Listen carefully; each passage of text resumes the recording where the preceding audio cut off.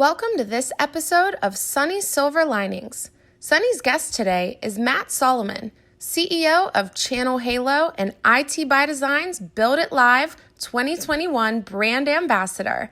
In this episode, Sunny and Matt talk about the challenges that MSPs are facing today and how you can utilize sales, cybersecurity, and social media to elevate your company.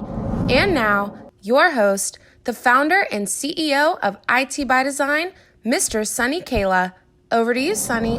Matt, thank you so much for joining me today on my podcast, and I truly appreciate your time. Absolutely, Sunny. Thank you for having me. It's great to see you again. Yeah, so Matt, we normally meet during all these channel events and always have those conversations around what's happening in the ecosystem, channel. And you are very, very familiar with the challenges that are there that our MSP partners are facing. You travel a lot, you meet a lot of partners on a daily basis, you are having a lot of social interactions, social media during these shows. So you are living in this space for many, many years and have so much experience in the channel. And I want to talk to you about the challenges that you see MSPs facing today. Absolutely. And there's a couple, and sometimes I'm always skewed to sales and marketing as like the number one that I mention. Part of that's because I talk about sales and marketing with MSPs all the time. But the reality is you look at any industry report and lead generation revenue is always top issue being discussed. And I think, obviously, there's always challenges around with COVID and the new environment, that new sales environment that everyone was in. But I think what, the challenge that people have really been facing is how do I continue to bring in outside of referrals? And there's a lot of MSPs that do a great job with referrals, but how do I bring in marketing qualified leads from other areas and do it in an efficient way? Of course, I always read stories where an MSP spent X amount of dollars on one campaign and it maybe didn't go well. So it's something that absolutely keeps MSPs up at night, and definitely probably what I would refer to as the number one challenge that I'm seeing. Now, 2 and 3 are very right up there. Staffing is something that's being talked about a lot. Keeping really good staff. And actually really good salespeople too. That's as part of that staffing is always an issue. Yeah. And I think, and I hate always bringing up COVID into it, but COVID has brought in new challenges from a staffing perspective, especially as different areas open, close. One person who was normally in the office all the time now loves their job remotely. Maybe the owner doesn't love everybody working remotely. And so you're seeing some challenges there and people realizing, hey, there's, I like this flexibility. So there's some challenges within that. And then, service desk and, 24/7 help, having, that capability to have somebody answering a phone when there's an emergency, and that's always been a challenge and something I'm sure we'll talk about with IT by Design specifically. And then 3, again, hard to miss this one, which is security. Yeah. MSPs, everybody's a target. MSPs are a bigger target because it's the simple, methodology of the one to many. Mm-hmm. It's easier for a hacker to go after an MSP than then gain access to all of their customers. And that's something we tell MSPs to talk about, particularly with their customers who are in professional services, like a law firm or an accounting firm. It's the same concept. You hit a law firm with ransomware and you might get 100 to 1,000, depending on how big they are, 100 to 1,000 small, mid-sized, large organizations as part of that. So, those are the top 3. There's a bunch of other challenges out there, but those are the 3 that come to mind when you ask me the question. Yeah. Yeah. So, Matt, what I'm hearing, top 3 challenges. Number 1 is leads, so revenue. And number 2 is staffing. And 3rd is more on cybersecurity, being, very kind of recently, a lot has happened in the channel. So cybersecurity being the 3rd one. So let's talk about the first one, which is basically everything starts with sales, and we do understand as entrepreneurs that if you solve your sales problems, a lot of other problems can get solved. So let's talk about sales. Let's talk about leads. Can you elaborate on that? Why of that main issue? That why? Because if I talk about my peer groups in the experience, we always talked about importance of sales organization and struggles that we have as MSP owners to build that sales organization. And it's a common issue. So why do you think that issue still exists? And it is number one. And what can be done to overcome this lead generation obstacle or sales obstacle? Well, I think part of it has to do with the fact that there's obviously a big population of the MSP industry that are where the owner is the main salesperson, and definitely sympathetic to that. And it's not always easy to take the plunge in terms of investment in having a salesperson, but you get a lot of value when you have somebody that is all their job is to 24/7 think about how to get more leads. It's very similar to my past roles as a channel chief. I had the time. I needed sometimes the 2 hours to brainstorm and really think about a really efficient way to get the word out about a product or whatnot. And so that's that's one of the obvious benefits of having a salesperson is they're entirely driven to get more leads for the organization. And again, with the owners, when they're the salesperson, sometimes you're getting more technical people from the ownership side, and maybe they're not kind of speaking the sales lingo, not speaking to the customer. And so I think messaging is a huge misstep in the MSP industry, and that goes both on the MSP and vendor side.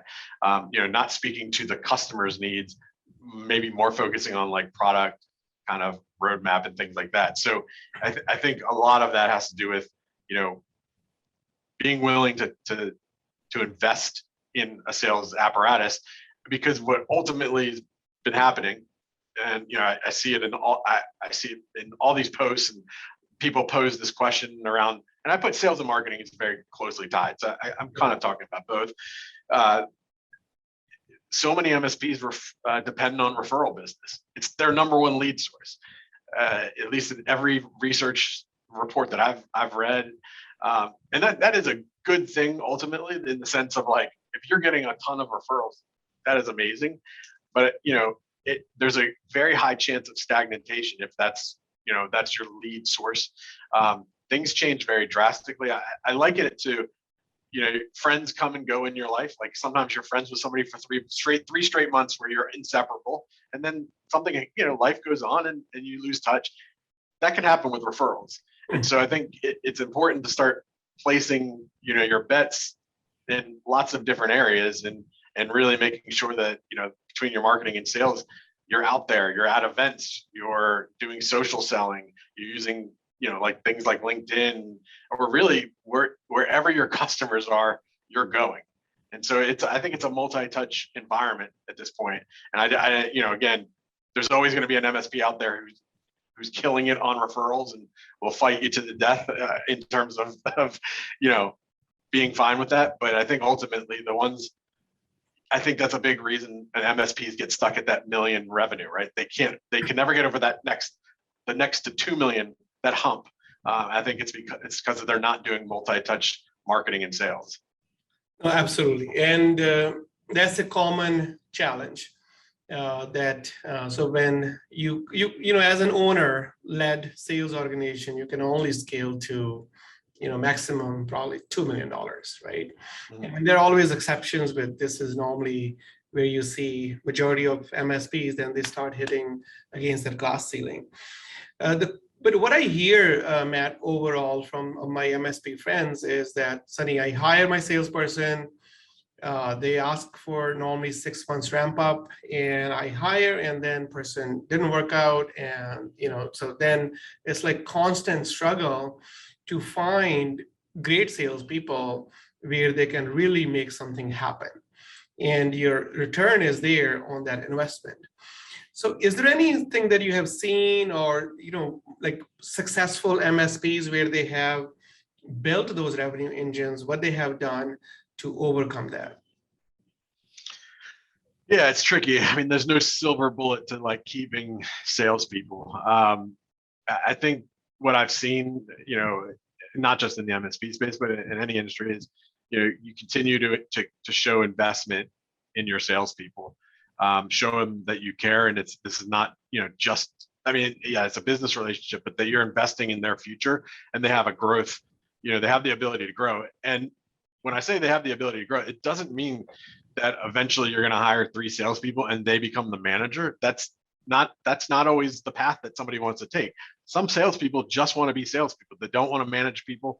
So I think it's important to have conversations with them, probably consistently, to make sure, you're building a career path for them within your organization. I'll give you an example of investment.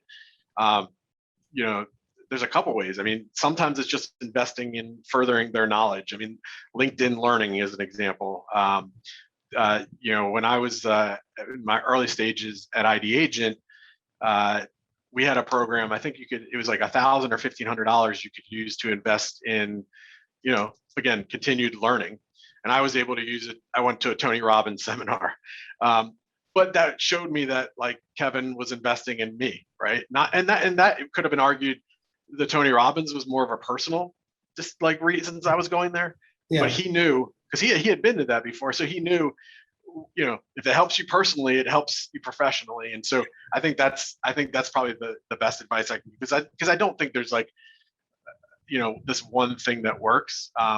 But I'd be curious, your experience as well from an MSP side. What's worked for you all in the past?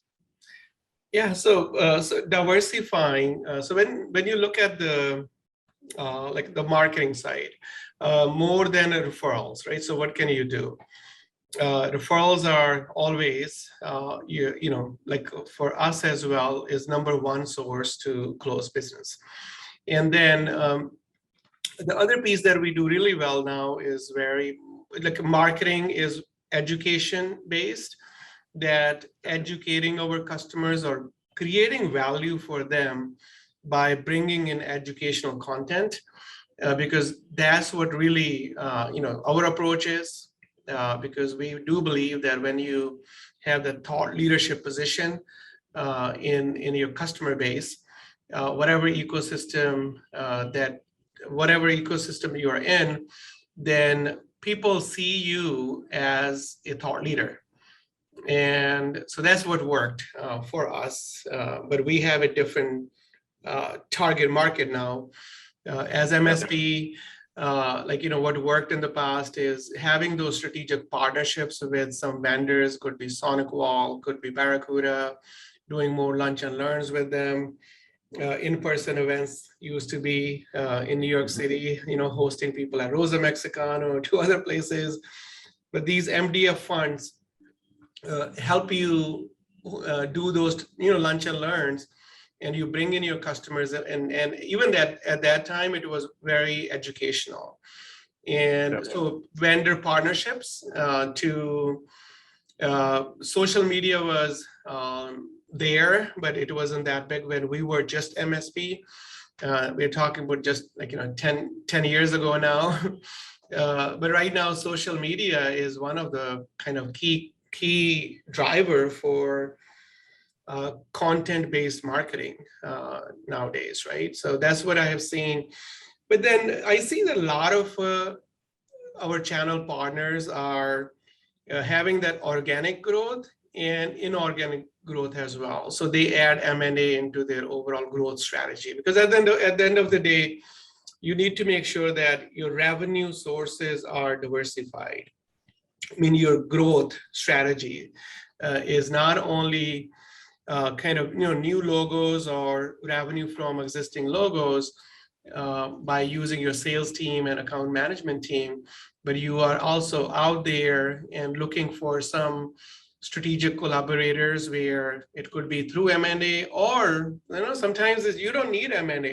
You just need a collaborator out there to collaborate and grow. So I mean, that's what I have seen and what I'm seeing with the partners. Now, coming to our sales and marketing piece on the, what you have been hearing from our partners and from the channel.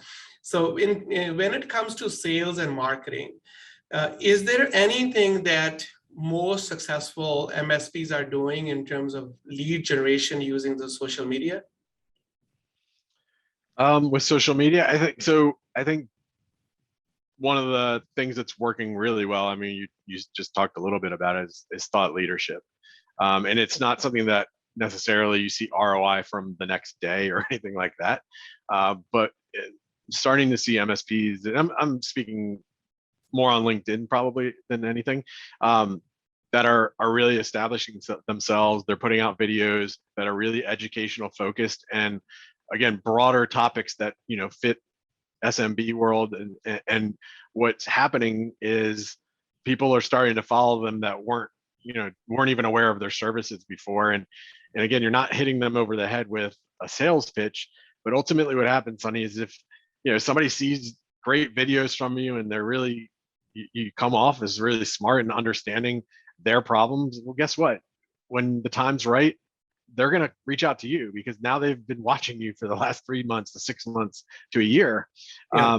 And a lot of times you don't even know they're watching because not everybody engages with you, whether that's liking or commenting, but you got to keep putting out content, and it ultimately will pay off. And I talk about LinkedIn a lot. I'm just such a big proponent because to me, it's still like the Wild West with it, because there's two things going on LinkedIn. One, only 1% of users are actually consistently posting, stuff on a weekly basis, which to me, Sonny, if I'm a salesperson or an owner of an organization, I'm thinking, oh my God, I'm going to stand out above all of my competition just by doing content and videos on there.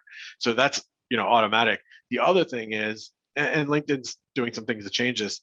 So many people have done sales outreach incorrectly through LinkedIn.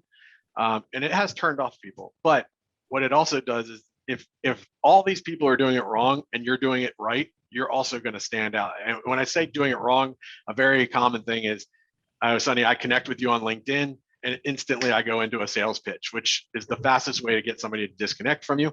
Mm-hmm. Instead, providing value to you, whatever that might be, mostly around education content. And then eventually it just organically will come up somehow.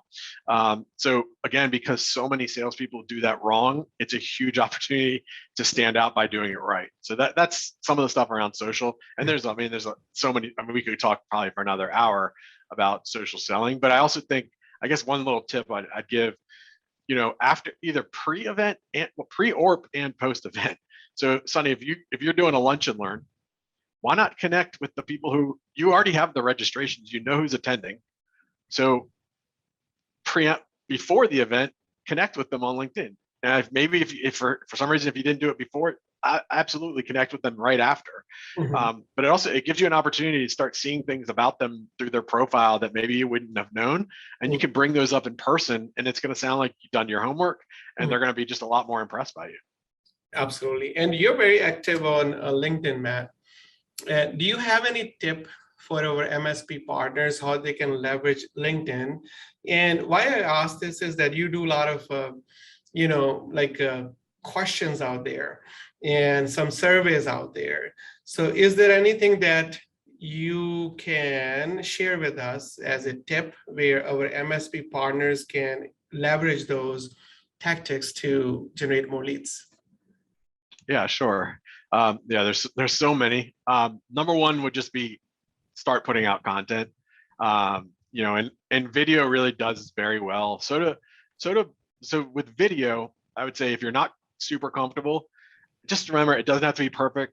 I mean, Sonny, it comes and goes. I mean, you put out a video, it's gone 48 hours later, right? So you don't, it's like don't wait until it's perfect. Just get it out there.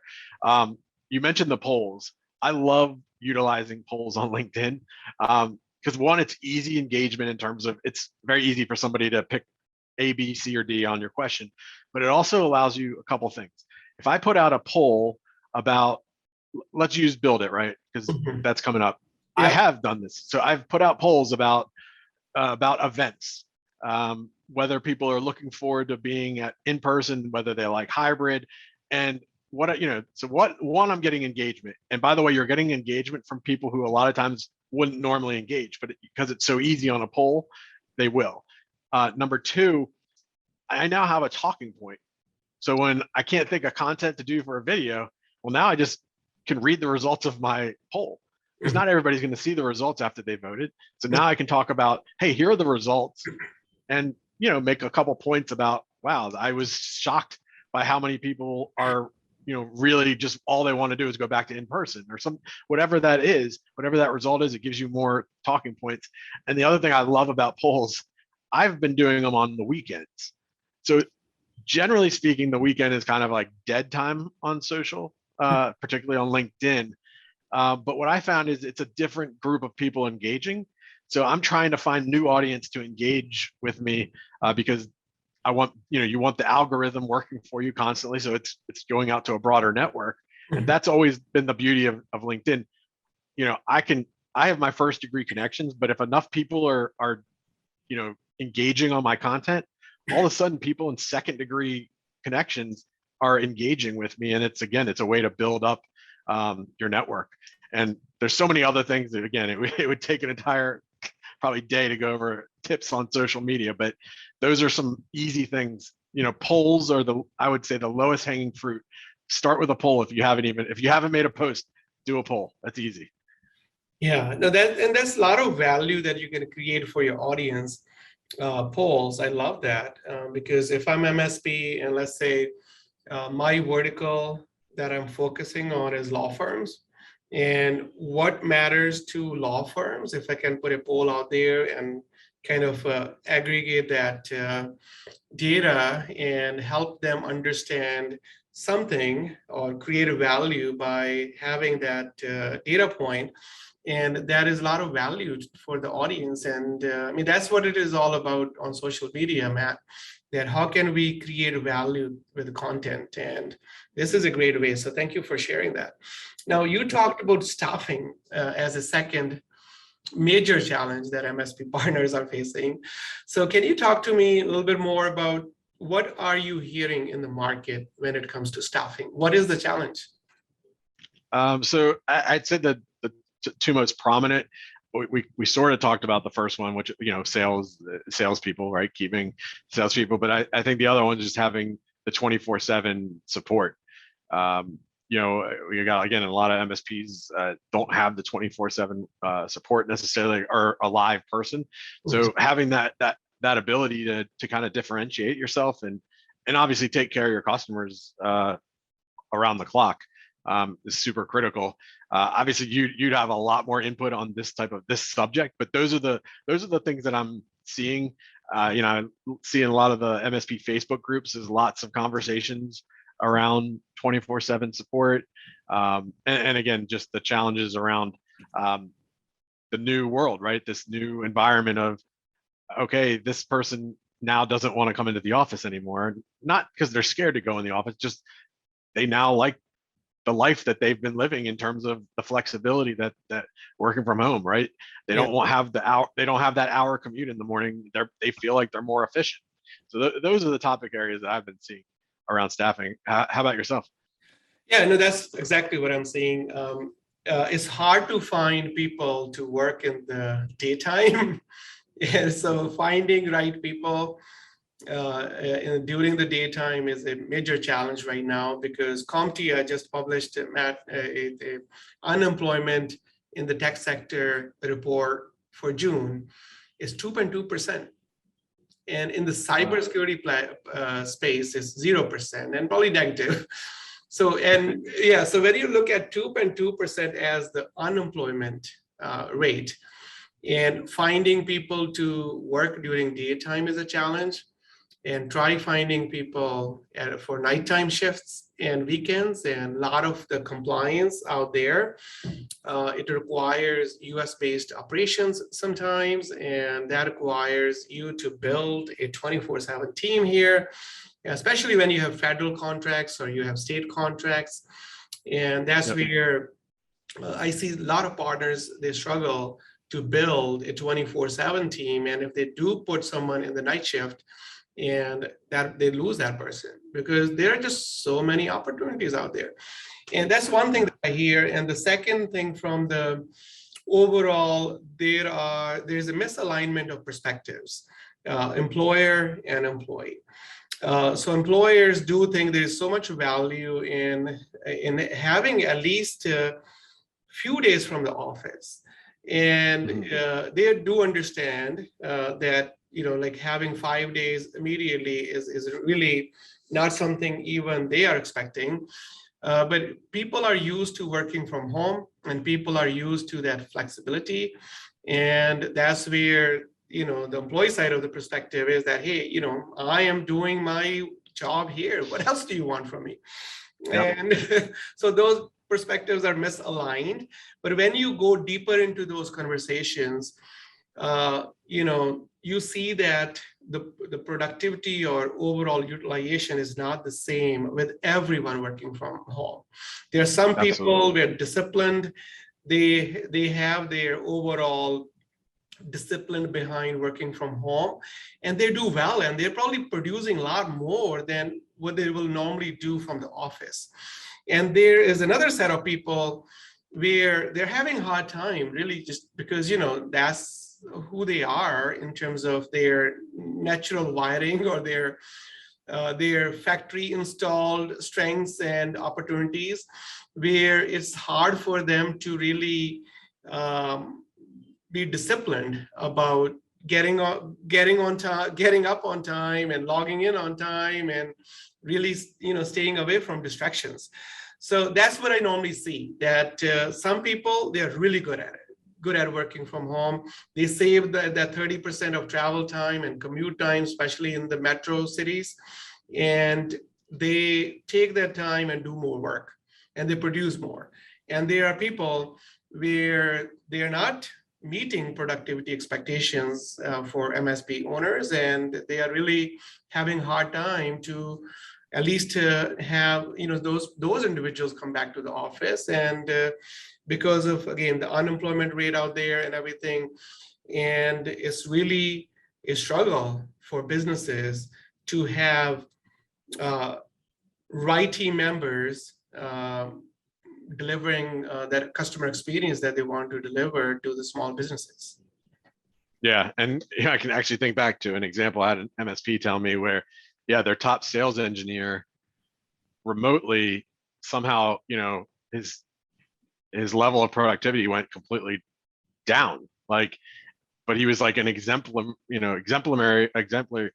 employee in person.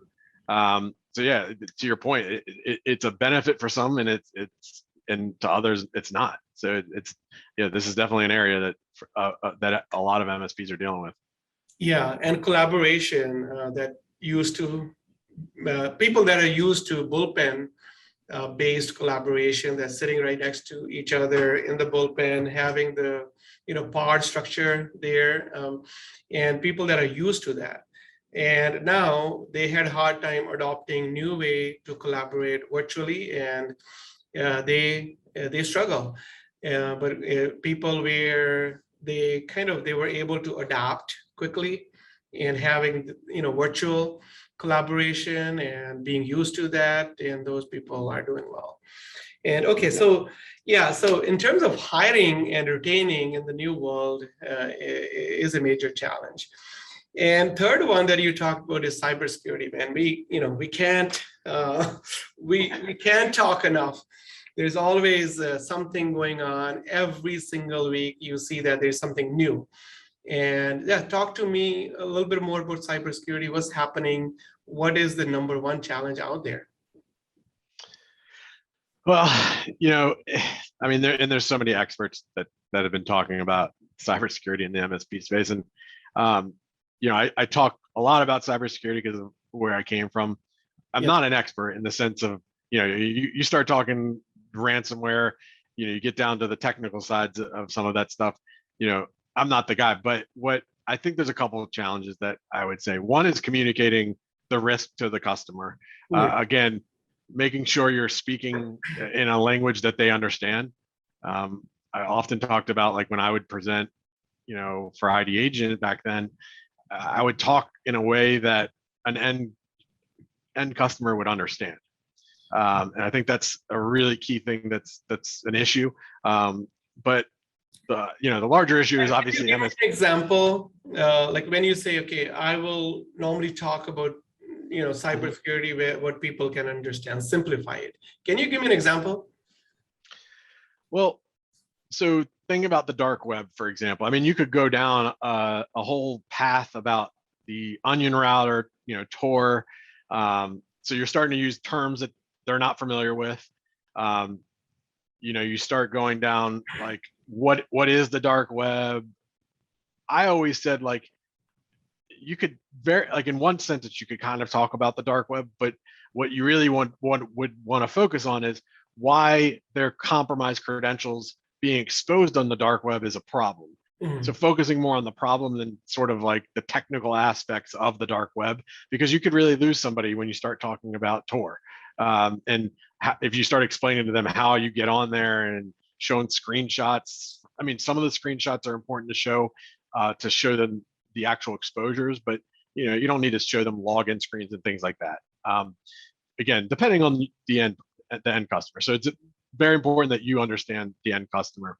The other thing I briefly mentioned at the top, right? MSPs are constantly a target because of the one-to-many. So are their customers. I'd say one of the issues that I think a lot of MSPs are dealing with, that, or at least I perceive as a problem, is the MSP versus the MSSP. I think all MSPs need to be security centric now. You don't have much choice, but you don't have to be an MSSP if you're not one, and understanding the difference. And so it's important that you really look into, if you're going to try to make that transition, or thinking about making that transition, you look into what that really means, the certifications behind it, the financial investments behind it. You may have to separate both your MSP and your MSSP might have to become separate entities. I've seen a lot of that. I would just encourage a lot of MSPs to partner probably with an MSSP versus going down that route. And I think that's a struggle, is a lot of MSPs right now are deciding about which path to go down to offer that next level of cybersecurity.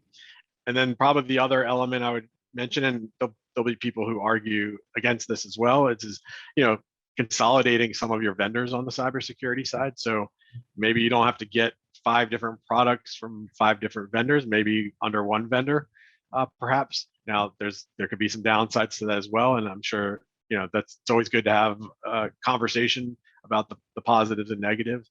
But I think you could be putting your customers at risk by being spread out too thin, or with too many vendors. There's just more entry points to it for attacks. Absolutely. So thank you so much, Matt, for sharing our industry challenges right now. And so starting with the lead generation and staffing, and then cybersecurity, this is what everyone is talking about. This is what everyone is really out there asking for help. And that's at the center of the channel. So now talk to me a little bit about Build It, that you are part of our team and you are strategizing from content perspective, that how we're going to help our partners. And as you know, one thing that I always talk about and we truly believe in, and we don't compromise there, is that Build It is education first. And we don't have pitches during breakouts. And it's 100% content and educational content driven. And so you are working with our content team. You are part of our team. So talk to me a little bit about content that you see in our Build It strategy that is aligned with these challenges. Yeah, well, and first off, you mentioned the no vendor pitches, which I think is really important because it's something that differentiates this event over all other events. It's 44 plus workshops. And what you're doing is you've actually challenged the vendors in a way that maybe you don't even realize. When MSPs go out to events over the course of the year, do the vendor pitches change over the course of the year? Yes, they get revised slightly, but overall it's the same overarching theme, usually one per year. Mhm. What Build It does is it actually forces vendors to take a step back and really come up with an original content or an original workshop with templates. And I was actually talking to one of the vendors who's a sponsor, and he was saying, I think this is going to take me between 10 and 20 hours to come up with our workshop, which means, that's a lot of time being invested in. So I think as an MSP, if you're attending, like that's a great thing to hear. That means that they're putting a lot of time. Each vendor is putting out a lot of time and investment into an original content, original workshop. And this is a true story, Sonny, because when I was visiting with you, I saw this workbook. I actually thought this was just for your office. Like I just thought you took all the templates from 2 years ago and just put it in a nice little, no, but it turns out the truth is you give this out to every MSP that attends. And for me, the importance of that is a couple things. Everybody learns differently. And I can tell you, I'm a learner. When I learn, I actually have to physically write things down. So I have to participate actively in a workshop to really take the value out of it. So that gives you that ability. It's the hard copy and the USB as well. Yes. So you can take the soft copy as well. No, and that's an editable version. So it's both versions that you can do. And the best part is you're not going to be able to attend all 44 workshops by yourself. So you're still going to get every template, no matter if you didn't go to the other workshops, because obviously there's going to be a couple going on at the same time. And there's different tracks. And we talked about, we talked about some of the biggest challenges. I think there's 9 different kind of categories of areas for MSPs to go down. Obviously sales and marketing have their own tracks. Security has its own track, culture, finance, human resources. So I don't know, there's very few topics that are not going to be discussed at this event. Yeah, no, we are very excited about the overall having our partners come in, and we are all about hospitality, and that gives me so much joy. And that is number one thing that I'm looking forward to, that, okay, this will be an opportunity to host our channel partners and our MSP partners, where, people have gone through a lot, Matt, in the last year and a half during pandemic. And this is a time when we can get out there and really, have that in-person event and talk to each other, learn together. And we are very excited about our keynotes with Gary Vee and Jack Daly, and they are solving the sales and marketing problem. And then we have Larry Little on leadership. And then we have all the industry experts coming from cybersecurity. Gary Pica will be facilitating that panel. You talked about cybersecurity being, talk of the town, and that will be covered by Gary Pica. So we have two Garys, Gary Vee and Gary Pica. And Gary Pica also, he brings that math and science behind demand generation that he has been doing as part of True Methods for many, many years. And then we have a lot of thought leaders from the channel with the breakout. So we are very excited about the content, and we're very excited about just hosting our partners in this beautiful city of New York. And not too many conferences happen here, Matt. Well, no, and that was, I was gonna jump in on the hospitality part. No conferences in the MSP industry happen in like proper New York, New Jersey metropolitan area. They're usually out by the airport in Newark. So it really is unique in that sense. The hotel, for anybody who's not been in the Hyatt Regency in Jersey City, it is got one of the best views of the New York City skyline, period. You get a very different perspective on the Jersey side of it. But the other part I wanted to mention, is the fact that the evening activity is going to be, you all have rented out the Statue of Liberty Island for a private dinner with with our industry, and that is truly, I call it, and I think in the marketing we call it a once in a lifetime opportunity, because it really is.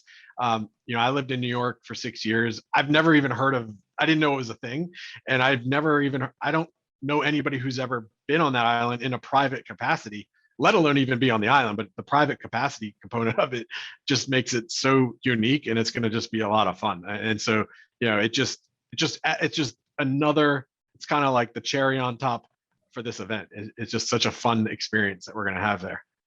Yeah, now that you mentioned location, I want to share the view of the hotel, or where the hotel is, with our viewers. And I'm going to just show the hotel right there, Matt. That's where the hotel is. There it is. So it's right in front of the Freedom Tower, and that's the hotel. And if you look at the conference is going to be happening right there. And from the backyard of this hotel, we will be going over to Statue of Liberty, and that entertainment, that one evening we will be spending there with that symbol of freedom. And because this, in the month of July, especially, I mean, now it's August 2nd, but we want to look at this symbol and remind ourselves that freedom from this virus is important, and the entire people have got to work together to come out of this virus problem that we are having, and freedom from virus and freedom to the new future that we can build together a bigger future.